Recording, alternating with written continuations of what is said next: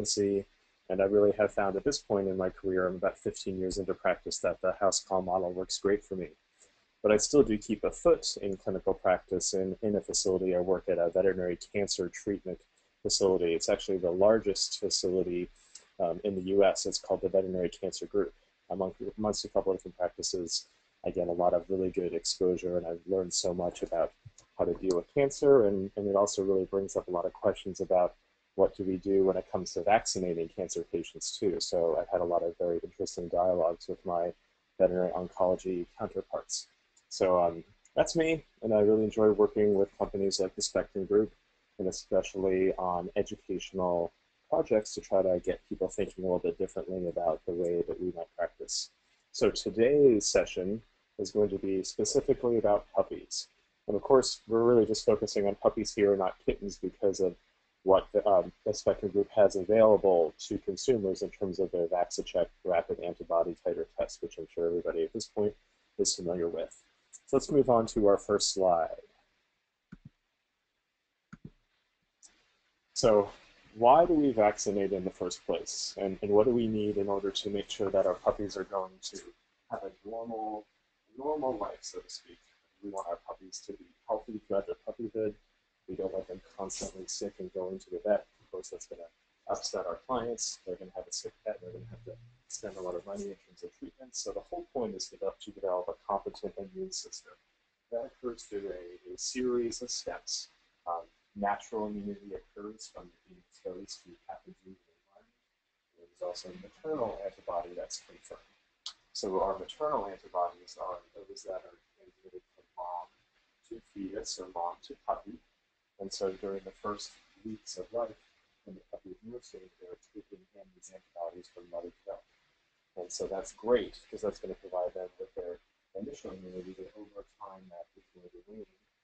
We're going to have to be able to stand on our own. Puppies are going to have to do their thing in terms of being able to respond to infections they're going to be exposed to. So going through life, these puppies are going to be exposed to a variety of different pathogens. They're going to be exposed to bacteria, viruses, parasites, fungi. We want them to be able to deal with these agents and not get sick from them.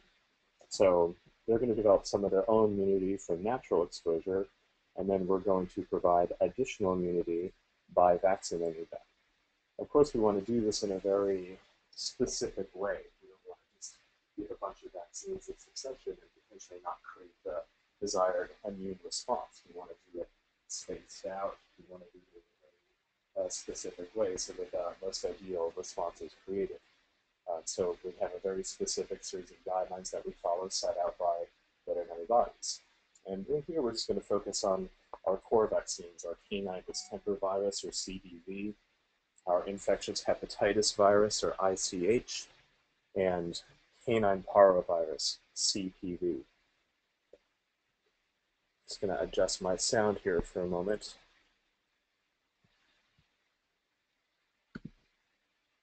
All right, hopefully we're good.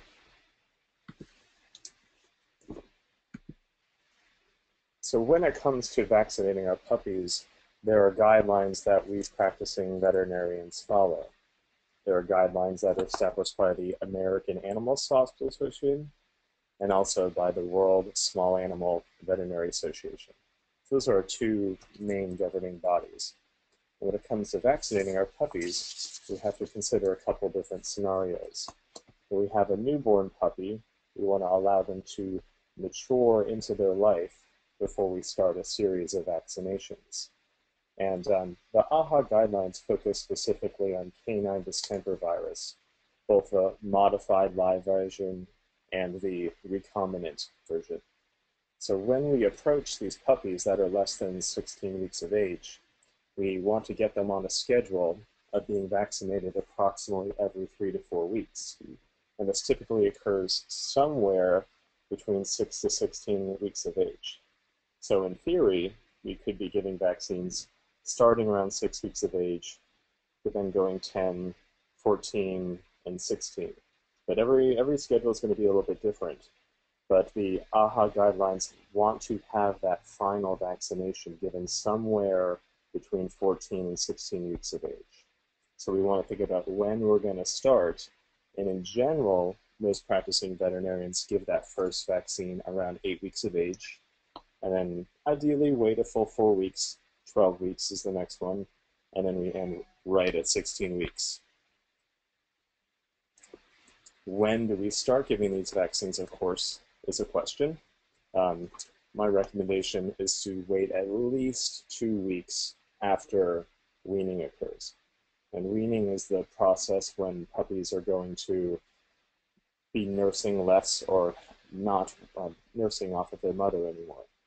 So in doing this, we want to make sure that we are not having any maternal antibody interference. I'm going to just ask us to pause for a minute because I'm getting a lot of feedback through my sound.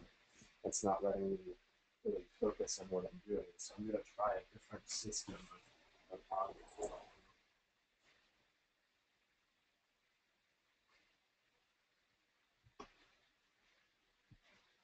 Basically, I'm speaking and hearing myself talk, and it's not letting me think very clearly. Let's try this instead. Sorry, everybody.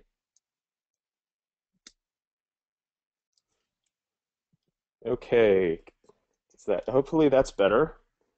Much better, thank you. Good. Okay. So, do you want me to start over, or do you want me to start? Do you want me to start on this page? Yeah, that would be great. I think Okay. So I apologize to everybody for our little technical difficulty there. So, AHA and WSAVA have established guidelines that we follow. We want to make sure that we're going about doing this vaccination series in a way that's going to create the most optimal result for our patients. So when we're presented with that newborn puppy, we certainly want to give them some time to mature before we start our vaccination series. So the AHA guidelines suggest waiting between 3 to 4 weeks to give a vaccine and starting somewhere around 6 to 8 weeks of age. And when we're giving this series, we want to ultimately finish the series between 14 and 16 weeks of age. So that schedule is really up to the veterinarian to establish. Of course, sometimes we have a starting off point where maybe a puppy has come from a breeder or from a shelter or something like that, and they've received vaccines at a completely different time than we would initially start. So we just have to kind of figure that schedule that's going to allow enough time between vaccinations and hopefully let us finish that vaccine series between 14 16 weeks of age. But of course, the timing is important, and if we have these newborn puppies that are nursing off of their mothers, we're going to potentially have some issues with the maternal antibodies that have been conferred. And so when we have a puppy that's nursing off of mom, we definitely don't want to vaccinate during that time because the maternal antibodies will interfere with the puppy's own antibody production to help to create resistance to that agent that we're vaccinating for. So it's most ideal that we wait at least 2 weeks of age before we give that first vaccine to a puppy that has been nursing off of mom. So that typically places us around the 8-week mark. Of course, there are different circumstances that we might occur when we have a puppy that's already 16 weeks of age or older. And in that case, AHA's guidelines are to give a single vaccination, not the full series, and then 12 months later, we follow up and give our next vaccination, our booster vaccination. So when it comes to boostering, AHA guidelines are to wait no longer than 12 months, 1 year, after they receive that last vaccine as part of the puppy protocol, or if we have those greater than 4-month-old dogs, we have that single vaccine that's been given. And then interestingly, this is where I really am intrigued by this guideline is they suggest not giving the distemper vaccine more frequently than every 3 years. So that tells me that does the immunity actually last for longer than 3 years? It's pretty much a generally accepted guideline that I've seen in practices every 3 years. Dogs, those are healthy, are getting their distemper vaccine booster, their distemper combo. But is it really necessary for us to give it at that time? And I think that's something that we veterinarians really all need to ask ourselves before we give a dog a vaccine when they may not necessarily need to have it. Rabies is a different story, of course, though. Rabies, we really have to comply with our local regulatory guidelines. I live in California, and kind of from a good perspective in my practice, the guidelines have changed where if we have a dog that's been appropriately immunized and they say have been sick from some minor or major illness, usually major, they can actually be exempted from further rabies vaccine provided they are under the guidelines of a veterinarian and a previous rabies vaccine has been given before. That's something that has been useful to me, actually, in my own dog, who I'll talk about later when we talk about immune system diseases. So we have to consider when giving these vaccinations to our puppies, there are a certain number that will potentially not respond as we would like. And we do call these dogs non-responders. They may produce antibodies at a lower level, a lower threshold level than we would like in order to feel confident that they're going to have appropriate immunity, or they may not produce antibodies at all. So in these cases, these dogs actually are going to be susceptible to disease potentially, not necessarily, but potentially. So we really have to take that into consideration when it comes to giving them a vaccine again or modifying their lifestyle. So when do we start to vaccinate? Touched on this before, let's go into it now. We certainly want to wait at least 2 weeks after that puppy is weaned. We know that as the puppy is maturing, the maternal antibodies are going to start to wane. They're going to start to develop their own antibodies, as you can see in the chart that's on the slide. But there's this window of susceptibility that we have to consider that could potentially interfere with having an ideal response. So it's important that we don't start our vaccination series too early. We want to wait for that full 14 days or more to occur after weaning has occurred. That way we can make sure that we can ideally achieve an optimal response. And of course, when else is the best time to vaccinate? When a puppy is completely healthy. If we get a puppy in and they're sick, if we're questioning their overall health status, we want to maybe consider not giving the vaccine right at that time. So that really is up to the overseeing veterinarian, and certainly the physical exam is an extremely important part of this whole process. A whole body health type physical exam, looking at the eyes, nose, ears, checking out the mucous membranes, making sure there isn't a palate defect, listening to the heart and lungs, making sure there's not a heart murmur, unusual lung sounds that could potentially mean there's pneumonia, making sure the belly doesn't look overly distended, and definitely doing some preliminary diagnostics. In my practice, kind of a minimum is doing something like a fecal ovoparasite test in Giardia elisa, just so we can see if we have parasite eggs or we actually have small organisms like protozoa, or sometimes they may not be seen under the microscope so that Giardia elisa catches them, because we don't want this chronic energetic drain on the immune system that could potentially interfere with the puppy's response to vaccination. So let's focus on starting at least 2 weeks after weaning has occurred and making sure that puppy is completely healthy and hopefully disease-free, especially parasites, before starting the process. So once we've given that series of puppy vaccinations, or when we're kind of questioning has the puppy received any vaccinations at all, we can actually confirm their immunity, and that's where VacciCheck fits in really into any wellness protocol. So doing an antibody titer test lets us determine if an appropriate and an adequate vaccination response has been elicited through their core vaccinations. So if we do our tests and we determine that the puppy has an adequate antibody level, we can feel more confident that these puppies are not going to get sick from the diseases for which we are vaccinating. So if we have that puppy and we do an antibody titer test and it shows it's sufficient, maybe they can actually go and start to socialize with other dogs, and we can feel confident they're hopefully not going to get distemper or parvo. When to do it is an important process as well. We want to really consider waiting at least 2 weeks after that final vaccination is given. According to the AHA vaccination guidelines, there's actually a quote that I copied directly.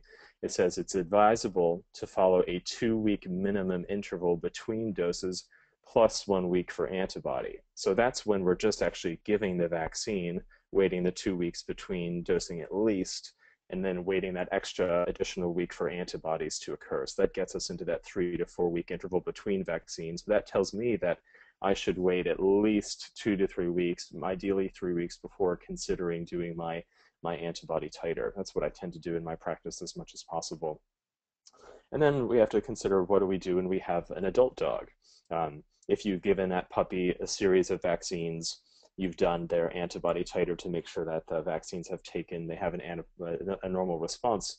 What do we do a year later, which is typically the time that that first booster vaccine will be given? That's the time that we would consider doing our VacciCheck test. This is what I actually do in my practice. And if the response is sufficient, then I plan a year later or 3 years later, depends on the circumstance. But we can then think about a plan to make sure that this dog is going to stay immunologically competent for the long term. But what happens when we do our antibody titer test and we get a result that the antibodies are low or there's no antibodies? And this is actually something that I faced in my practice as well. I've had the opportunity to test a lot of my patients when I get them right away, if they come from a breeder, from a rescue, even if they've received all their vaccines in succession, I want to still check to see. And I've had some interesting results, and it's brought up some questions like, how do I then booster? Do I just give a single agent, or do I give a combination agent? So this is a really important thing to consider just in the whole spectrum of your puppy's wellness, because we think that maybe all the vaccines have been given according to the appropriate schedule, yet the body hasn't produced the desired response. So if we didn't actually look and we let these puppies go about their day-to-day lives, there is the chance they may get sick from just day-to-day interactions. So it's really critical that we confirm their immunity by doing an antibody titer test post-vaccination.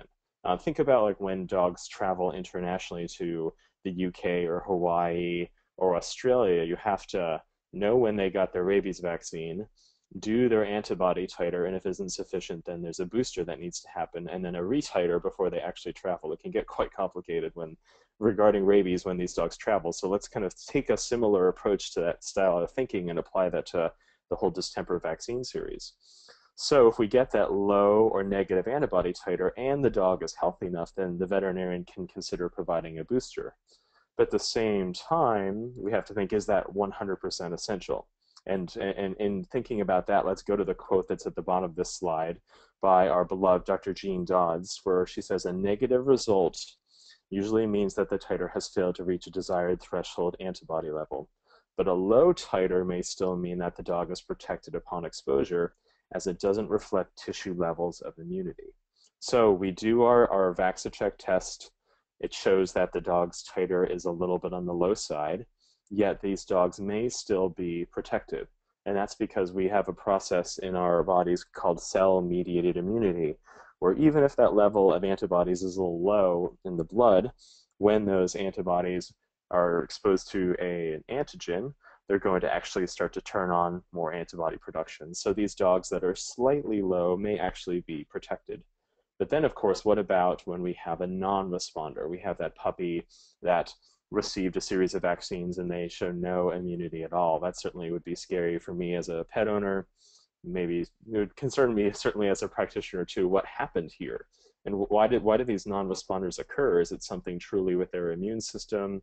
There's also the chance that when the immunization was given, it wasn't given properly, or there's a problem with the vaccination itself. We always have to consider human error in this process, especially when you have a dog that's coming from a breeder or maybe has been in a shelter. It's important to think, what about the storage of these vaccines? Were the vaccines stored in an appropriate temperature? Was the vaccine expired?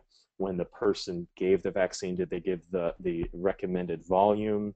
Did half of it end up on the pet's skin, or did it inject completely through the skin? All these things actually can occur, and that could really truly affect the way that the body responds and produces antibodies. So when we have that non-responder, we have to really think about lifestyle modification. So that means with a puppy, not having them go to daycare, not having them go to the dog park, definitely keeping them away from places where you're not certain about the vaccine status of other dogs. And unfortunately, when it comes to practice too, most owners are responsible enough to go about getting their puppies vaccinated, but there are some communities that aren't educated enough or don't have the money, and so some of these diseases like parvo and distemper are actually socioeconomic diseases where, as a result of poor communities or those that are less educated, dogs get sick. And I've seen this a lot in emergency practice in Los Angeles. We get sick puppies that come in from parts of town that aren't that great, and it's unfortunate because the owners just really want to care for their pet, but they can't afford to put it through the days and days of treatment for parvovirus, for example.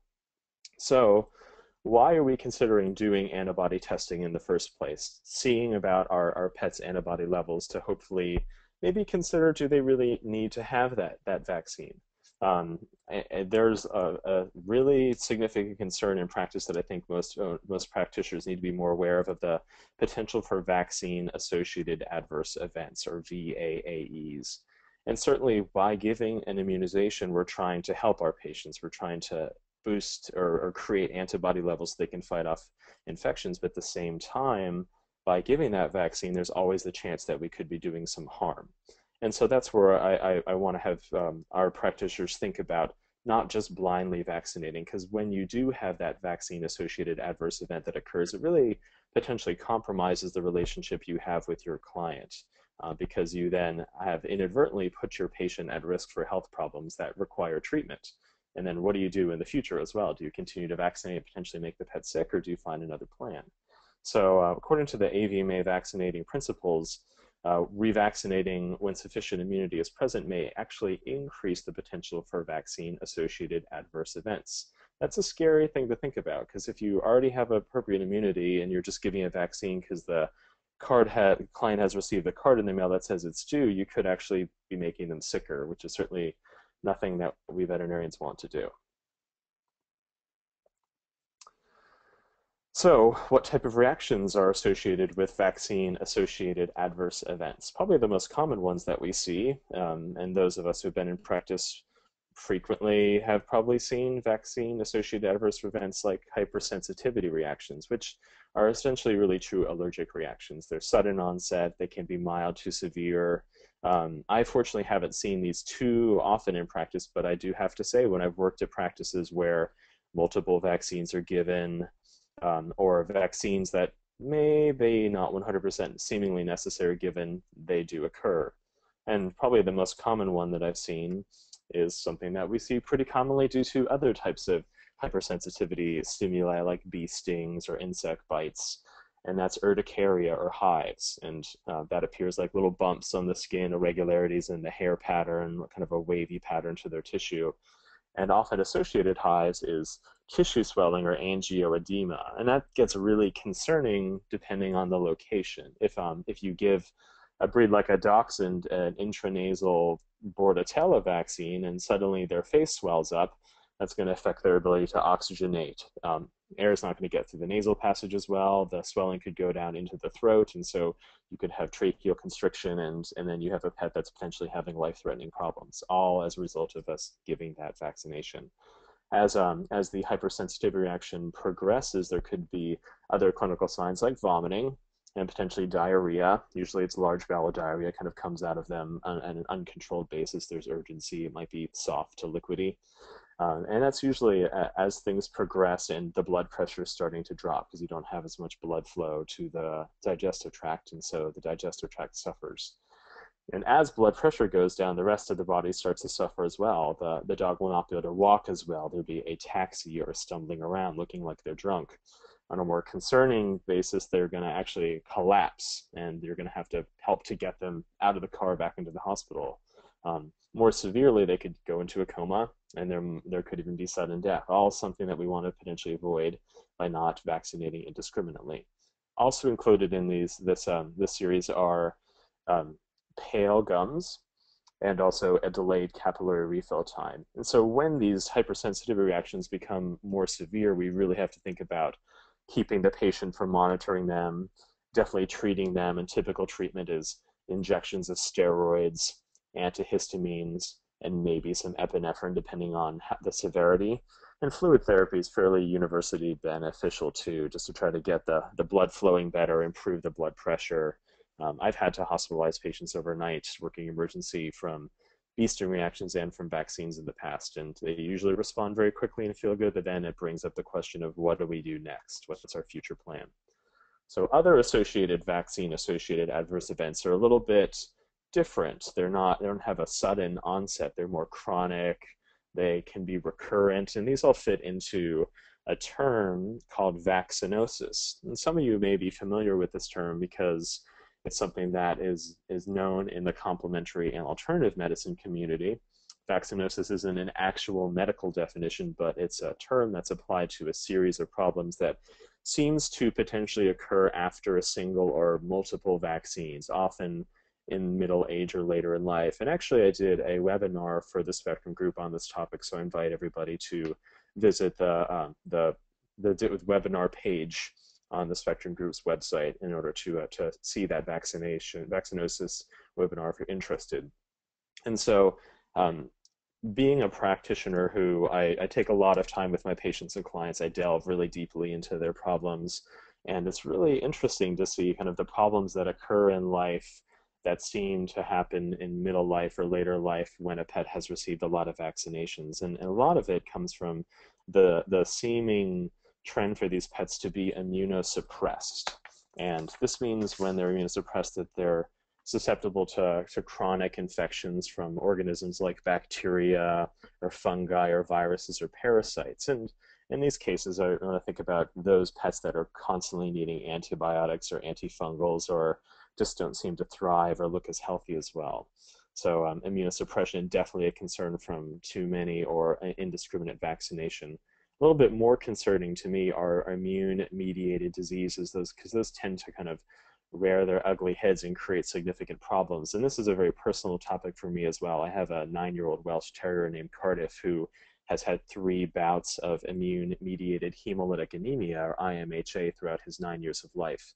And that's not a fun disease to treat. As a practitioner, it's not a fun disease. As a client, it's a very expensive disease to treat, and it's not something I'd wish upon anyway. But anybody with a single vaccine could initiate this response. The body could start to destroy its normal tissues. In Cardiff's case, it's his red blood cells. But you could also initiate immune-mediated thrombocytopenia, or IMTP, and that creates a similar effect. It can potentially lead to anemia as well. And so we want to think about the fact that could these immune-mediated diseases we see be related to vaccines? What about chronic skin conditions? Those dogs that seemingly are always having hot spots, or always having irritation to their feet, needing antibiotics or antifungals or steroids or antihistamines. Is this related to their vaccines?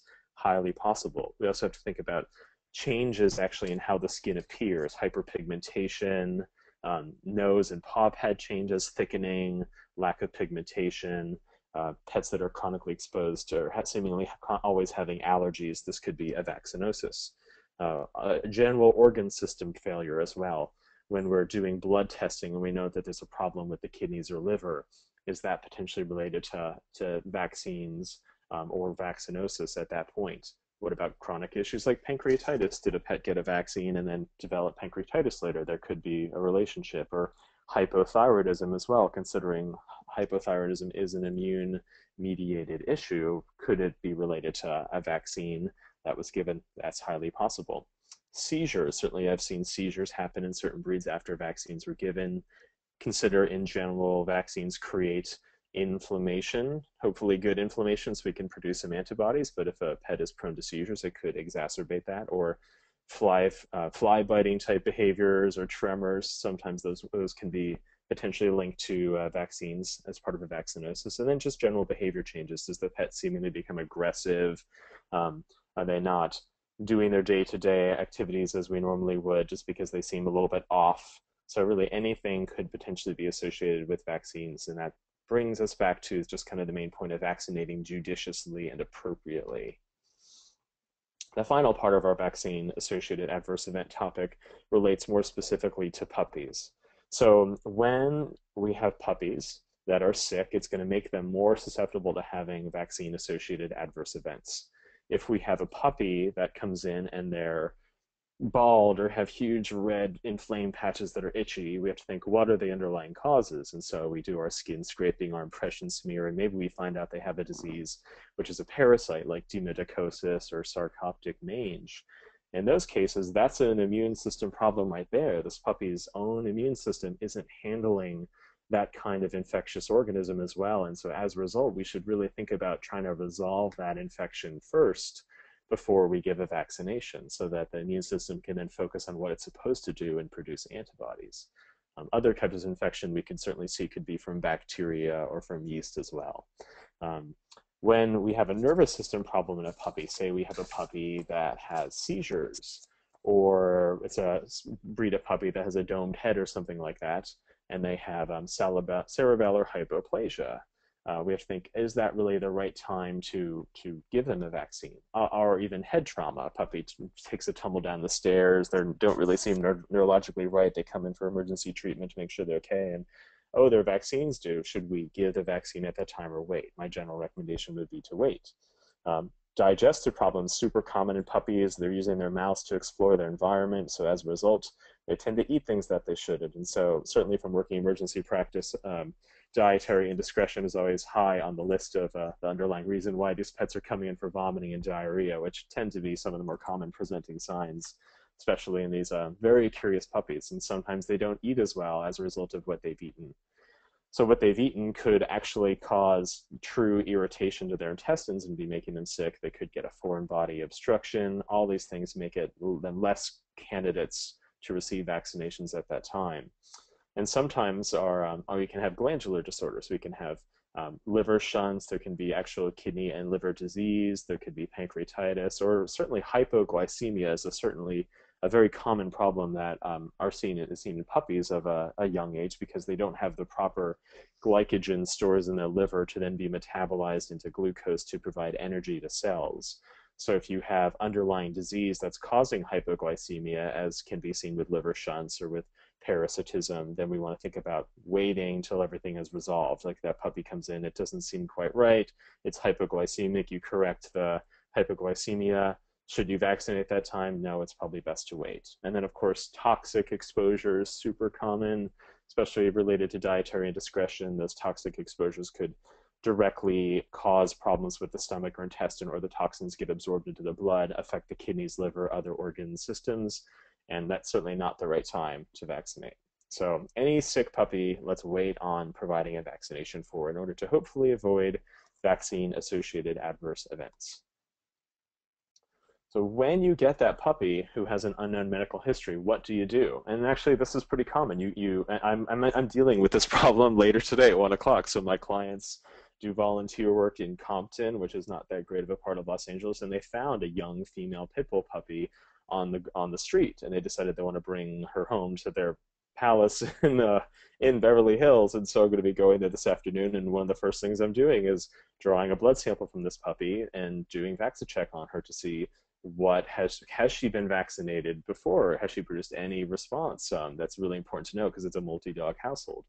So that first veterinary exam is important to get the vet thinking about what's the most appropriate means of immunizing this puppy. And doing our diagnostics to assess general health important. That parasite check, even doing blood tests. We want to think about checking for kidney function, liver function, blood glucose, red and white blood cells, platelets, albumin, electrolytes, etc. And sometimes we might even have to perform x-rays or ultrasound to see if there's an issue going on in the puppy before we just decide to vaccinate them if we don't know what their medical history is. It's really good to get that baseline so that then when you start on a plan to make them healthier by immunizing them, you know that things are normal to start off. So what do we do when we get this unknown medical history puppy? We go ahead and we do our VacciCheck so we can know what their levels of antibodies are to our core diseases. And we're going to potentially get a variety of results. Those of you who have run the test before, you're probably familiar with how things look on the scale, and that gives us an idea of what the puppy's response is. If we determine that they have that threshold level, that C3 level or higher, then we can consider not giving them further vaccination at that time for distemper, hepatitis, and parvovirus.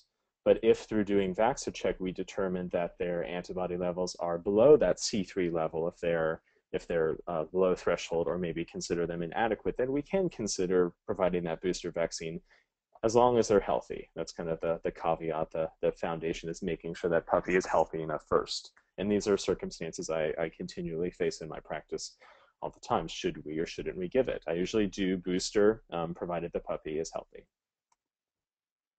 And Here actually is what the kit looks like. For those of you who are not familiar with it, we see the immunocomb, which is in front of the box. There are 12 different tests that can be run in this particular case.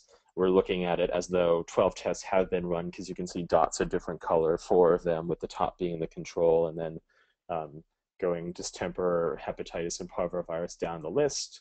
I usually actually cut the number of tests I'm performing at one time off of the comb so that I'm not going to potentially contaminate the comb in either way if it's dropped or somebody spills something on it. So I usually cut 1 or 2 off at a time. The max I've run in my practice is 3 at a time. And then you'll see on the left are the well of the reagents. There's a foil membrane on top of it that protects each well, and that green forceps is used to puncture the well, and then the tine of the comb is put in there, and it goes through a series between 2 and 5 minutes in each well, going from front to back, and then back into kind of a stabilizing solution that then gives you the final result. And then you see there's the comb scale that's listed there as well. You'll see dark gray on the left and light gray on the right. And you see numbers as well, numbers in between different yellow areas. That allows you to establish what the threshold is. That's really the baseline level, and that's known as C3. And then when you compare the color of the dot for distemper, hepatitis, and parvo to that C3 level, it gives you a semi-quantitative reading that allows you to determine more of a numerical evaluation of the dog's antibody level. Instead of just a positive or negative, we actually can get a true approximation of the ratio of antibodies that's in there. And then the capillary tubes that are there as well, that helps you to draw up your sample. So it's a really simple check. I do this all the time. I even have taken it to my clients' homes and done it in their homes before. So it's really great for a mobile practitioner or shelter. So I'm a big advocate of its use, and especially like my own dog, immune-mediated hemolytic anemia, should I still vaccinate? And then this past fall, he developed T-cell lymphoma, which has been surgically removed from his intestine, and he's undergone 6 months of chemo. So my mindset with my own dog is I'm really going to closely monitor his antibody levels and also really make sure his lifestyle doesn't put him in a place where he's going to be exposed to these pathogens instead of just giving him another vaccine because the vaccine is due. So really, I've been a proponent of this style of practice for a long time. I've been checking my patients' antibody levels for some time, typically using an external laboratory. But when I became familiar with VacciCheck and the fact that they allow you to also check for adenovirus, which a lot of external labs don't check, I became a proponent of them, and it's been a very successful part of my practice. So that is it for my part here with our puppy protocol. Hopefully I cleared some items up for people. Hopefully I didn't confuse anybody.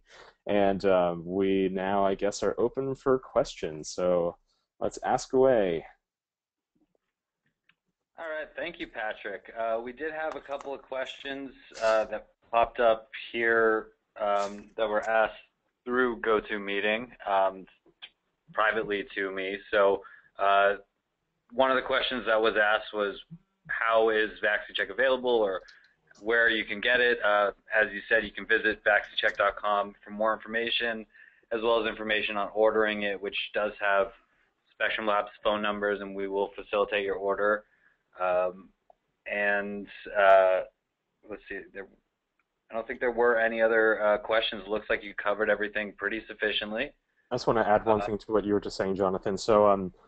So there also is the potential for the general public to have interest in VacciCheck. And so I just want the veterinarians who are listening to know that this isn't something that's just going to be dispensed to the client for them to do on their own dog by drawing a blood sample or asking you to draw a blood sample and doing it for them. This is something that is really meant to be a relationship builder between you and the client. So it's available only to veterinarians. But you might have this client coming to you saying, hey, I've heard of VacciCheck. How do I go about performing this on my dog? And then the vet can build a relationship with the Spectrum group and get the test, or if needed, the test could be sent to the lab. Say you don't have the facility where you could run that test in-house and you want to just have it go to the lab, that is an option as well. So really, the general community of pet parents out there is becoming more aware of the option to do antibody titer testing, and they may find out through their research that VacciCheck is available, but they are still going to rely on you, the practicing vet, in order to facilitate the test and do the interpretation and create the long-term healthcare protocol to make sure that we do an appropriate and reasonable vaccine schedule, or don't vaccinate depending on the pet's needs in the future. Absolutely. Thank you very much, Patrick. That is a great point. And if you do visit our website, there is a great one-page sheet for pet owners to take to their veterinarians, just give them a little bit of information about VacciCheck. And also this webinar was recorded and will be posted later this afternoon to YouTube. So anyone who was unable to make it, or if you have any colleagues who unfortunately couldn't make it this morning, they will have the opportunity to at least watch the presentation later. So once again, thank you very much, Patrick. Great presentation, and thank you everyone for coming. We hope you enjoyed it. And everyone have a great day. Take care.